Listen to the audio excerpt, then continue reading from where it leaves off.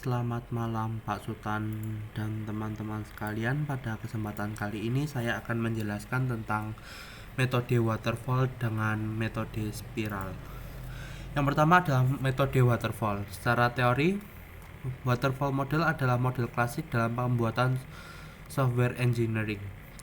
Karakteristik yang ada pada model ini adalah proses pengembangan software yang dilakukan dengan cara berurutan. Diawali dengan perencanaan, permodelan, rekonstruksi software, lalu penyerahan pada klien. Namun ada beberapa problem yang muncul dari waterfall ini, yaitu jika terjadi kesalahan maka tidak dapat berlanjut ke tahap selanjutnya karena kesalahan itu telah terjadi dan sulit dibenahi dengan baik. Nah, tahapan dari waterfall ini ada 5, yaitu requirement, design, implementasi, dan verifikasi. Pada tahap yang pertama, yaitu requirement, tahap ini melakukan komunikasi terhadap klien untuk mendapatkan requirement yang dibutuhkan oleh klien. Setelah itu, requirement akan dianalisis dan dimasukkan ke dalam software. Tahap selanjutnya adalah sistem dan software design alias permodelan. Seperti yang pada judulnya, pada tahapan ini mulai didesain sesuai dengan requirement yang telah didapatkan. Tahap ini juga membentuk sebuah arsitektur software sehingga berfungsi dan sistem siap diinformasikan dalam sebuah program. Tahap ketiga adalah implementasi, yaitu mulai merekonstruksi software dan tahap permodelan ini siap diterapkan. Selanjutnya adalah testing. Pada ini juga disebut dengan verifikasi. Pada tahap ini melakukan testing dan dilakukan uji coba pada klien.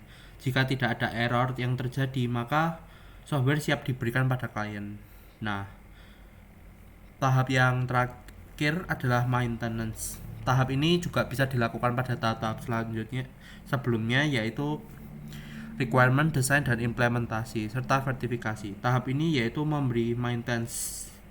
Di antara semua tahap yang ada, tahap ini adalah tahap yang paling lama makan waktu, sebab tahap ini klien biasanya akan menambahkan masukan-masukan yang diperlukan untuk meningkatkan software tersebut.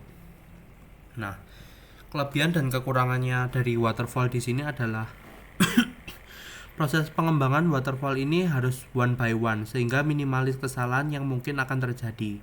Pengembangan bergerak dari konsep yaitu melalui desain, implementasi, pengujian, penyelesaian masalah, dan berakhir di operasi pemeliharaan. Namun kekurangannya adalah memungkinkan banyak revisi karena pada tahap maintenance revisi pasti klien akan terkadang meminta perubahan pada prototype software dan mereka harus diberikan kontrak yang tertulis agar dapat memberikan keterangan dengan jelas. Nah, selanjutnya adalah spiral. Spiral adalah penggabungan antara prototype dan waterfall. Metode ini digabungkan menjadi satu dan menciptakan yaitu spiral. Fungsi spiral ini adalah melakukan perubahan, penambahan, dan pengembangan suatu software dengan deretan pertambahan menjadi lebih baik, cara cepat dan tepat berdasarkan keinginan dan kebutuhan penggunanya. Pada tahapan sendiri ada 5, yaitu liaison, planning, analisis resiko, tahap rekayasa engineering, dan yang terakhir evaluasi. Pada tahap liaison bisa disebut juga dengan konsultasi, yaitu adalah kita sebagai sistem analis melakukan konsultasi dengan pelanggan. Tujuannya adalah dapat memuaskan pelanggan dengan memperbaiki dan mengembangkan software yang sedang dibutuhkan sesuai dengan keinginan pelanggan. Yang kedua adalah tahap planning.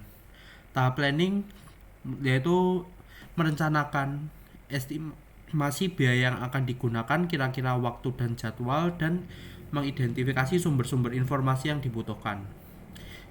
Pada tahap ini biasanya menciptakan sebuah dokumen. Nah, pada tahap yang ketiga adalah tahap analisis resiko. Tahap yang ketiga ini adalah mencari alternatif bila terjadi masalah dan merencanakan strategi untuk menanganinya. Pada tahap keempat yaitu rekayasa engineering. Tahap ini yaitu menguji software. Jika softwarenya sudah jadi, yaitu menguji coding, menciptakan software dan menginstall menginstal software prototipe serta memberikan keamanan. Nah, tahap yang terakhir adalah evaluasi, yaitu mengevaluasi kekurangan dan kelebihan dari software tersebut.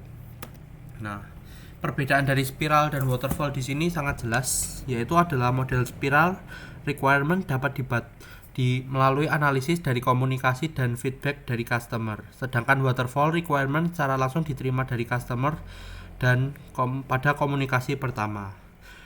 Perbedaan keduanya adalah tidak ada analisis resiko pada waterfall mode yang menyebabkan waterfall mode dalam menjadi resiko tidak diperkirakan sebelumnya. Nah, yang terakhir adalah waterfall mode dan spiral adalah pada model waterfall tidak akan dibuat sebuah prototipe untuk mengembangkan atau mengevaluasi sebuah software, sedangkan pada spiral justru prototipe lah yang menjadi penunjang muncul evaluasi dan perbaikan software.